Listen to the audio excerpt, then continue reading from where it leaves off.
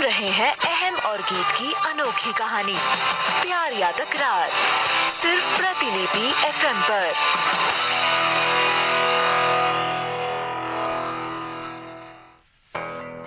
महिला की बात सुनने के बाद अहम खड़ा होकर नशे में झूमते हुए बोला, नहीं, मेरा दोस्त ध्रुव कहता है कि कोई भी गलत नहीं होता, गलत होता है तो उसका नजरिया।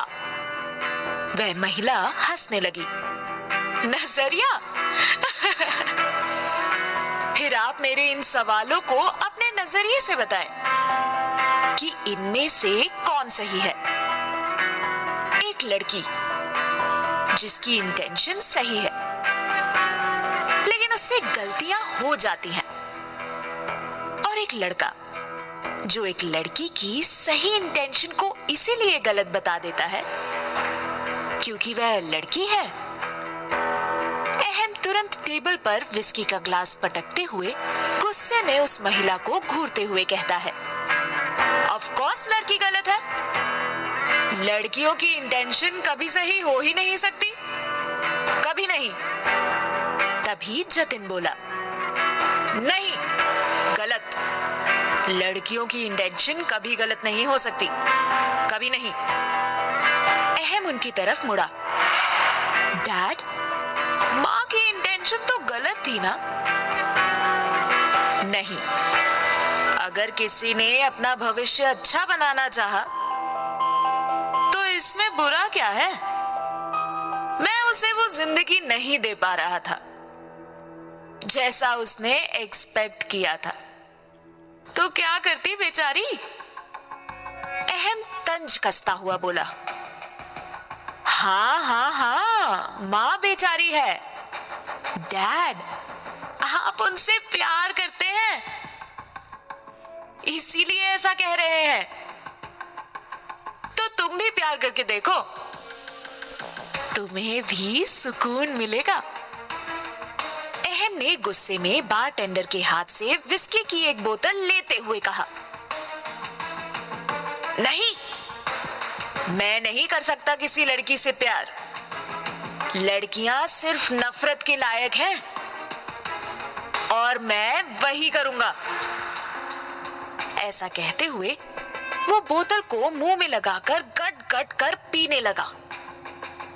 तब वह महिला अहम के हाथ में मौजूद बोतल को पकड़कर बोली, तुम दोनों बाप बेटे वापस उसी प्रश्न पर आ गए कि प्यार का अंत भी शराब है और नफरत का अंत भी शराब। तभी जतिन बीच में टोकते हुए बोला, हाँ तो क्यों ना प्यार से नफरत को मिटाया जाए? वो कहावत क्या है, शादी का लड्डू खाए तो पचता है और ना खाए तो पचता है, तो खाकर ही क्यों ना पछताया जाए? क्यों लेडीज? वह महिला विस्की का एक घूंट पीकर बोली, बिल्कुल सही कहा आपने कपूर साहब। अहम ने इस बार गहरी नजरों से उस महिला की तरफ देखा और पूछा, आप हैं कौन? वह हंसती हुई बोली, फिलहाल आपके लिए एक महिला हूं जिससे आप बहुत नफरत करते हैं, फिर भी आप मुझे जानना चाहते हैं। अहम चुप हो गया, उसके पास इस बात का कोई जवाब नहीं था। तभी जतिन बोला, क्या मैं जान सकता हूं कि आप कौन हैं? तब वह महिला उनसे बोली, आप तो अपनी वाइफ से प्यार करते हैं, फिर मुझे जानकर क्या करेंगे? कहीं इरादा तो नहीं बदलने लगा आपका? जतिन भी चुप हो गए, उनके पास भी कोई जवाब नहीं था। तब वह महिला अपना विस्की ग्लास टेबल पर रखती हुई बोली, जब आप दोनों के दिमाग से प्यार और नफरत का एक्सट्रीम लेवल समाप्त हो जाएगा तभी मैं आप दोनों को नजर आऊंगी। अभी के लिए बाय बाय।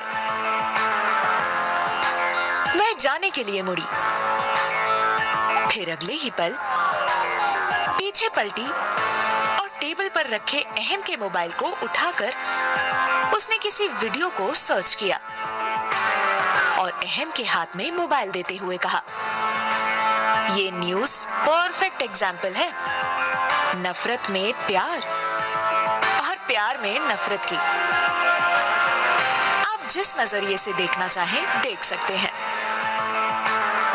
इतना कहकर वह मुस्कुराती हुई वहां से चली गई। अहम का ध्यान जब मोबाइल पर गया तो वह चौंक गया।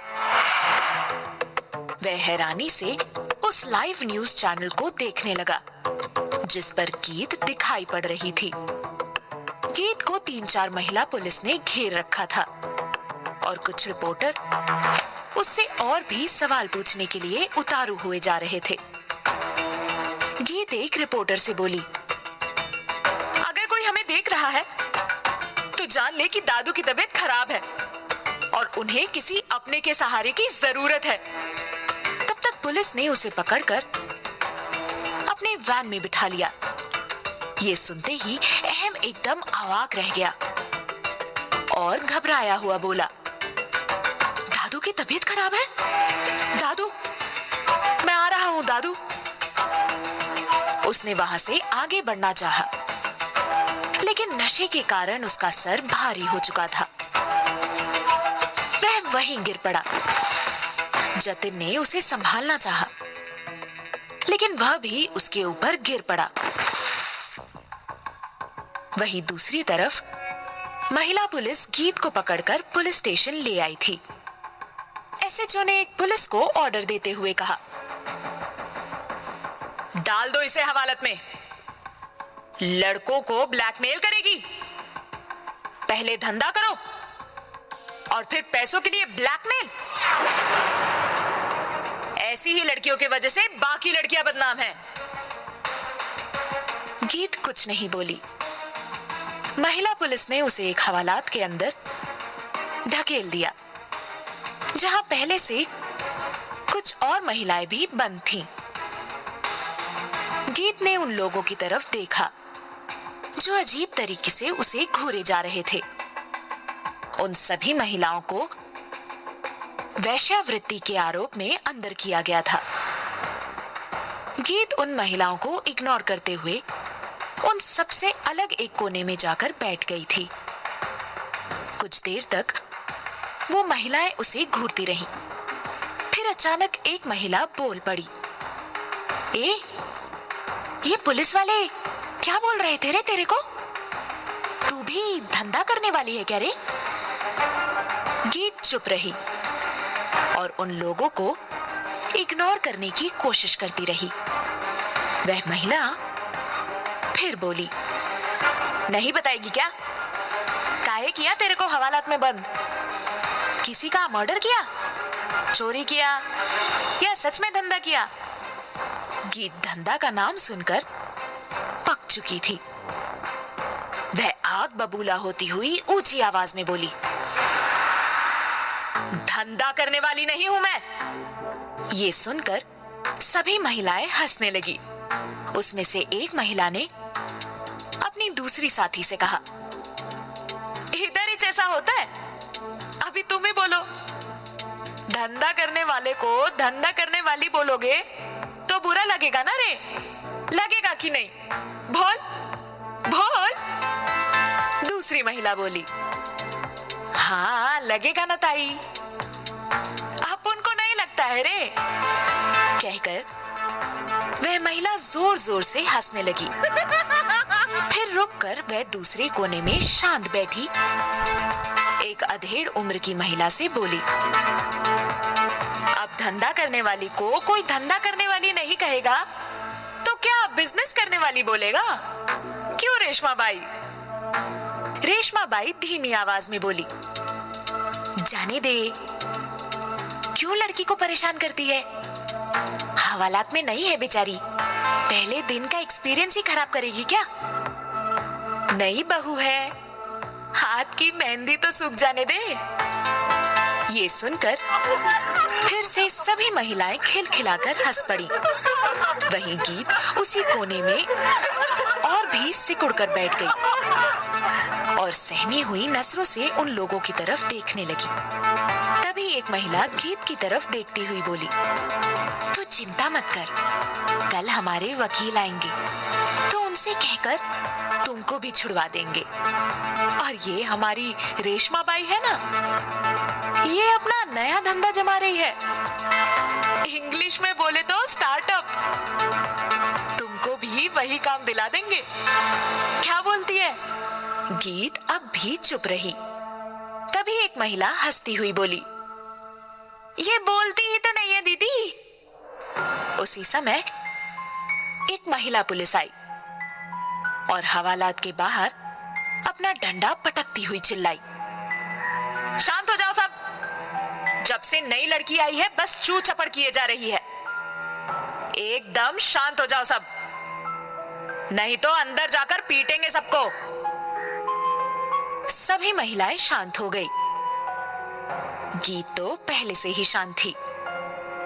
उसने अहम की रेपुटेशन बचाने के लिए सच बता दिया था और वह जेल भी आ गई थी। लेकिन यहाँ का अजीब सा माहौल देखकर उसे डर लगने लगा था। पुलिस ने उसके ब्लैकमेल का गलत मतलब निकाल लिया था और अब उसके साथ इसी तरह व्यवहार किया जा रहा था। उसे यह भी नहीं पता था कि आगे क्या होगा। वह जानती थी कि दादू उसे किसी भी तरह छुड़वा लेंगे, लेकिन दादू की अचानक खराब होती हुई तबीयत उसके जेल में और ज्यादा दिन रहने की वजह भी बन सकती थी। वहीं दूसरी तरफ जैसे ही ये खबर पहुंची कि गीत को पुलिस पकड़ कर ले गई है, तो वो बेचैन हो उठे। उन्होंने तुरंत लीना को आवाज लगाई। लीना दौड़ते हुए उनके पास आई। तब दादू बोले, बहू, मुझे पुलिस स्टेशन ले चलो, गीत को जल्दी से छुड़ा कर लाना होगा। ये सुनते ही लीना मन ही मन गुस्सा करती हुई बोली, गीत तो अब किसी भी हालत में जेल से बाहर नहीं आएगी। मेरी इतनी मेहनत को आप मिट्टी में मिलने नहीं दे सकते। वह दादू से बोली, दादू, तबीयत खराब है आपकी, अभी अभी तो होश आया है, आप अभी आराम करिए। तब दादू गुस्सा करते हुए बोले, मैं तुमसे पूछ नहीं रहा हूँ, बता रहा हूँ, मुझे पुलिस स्टेशन ले चलो।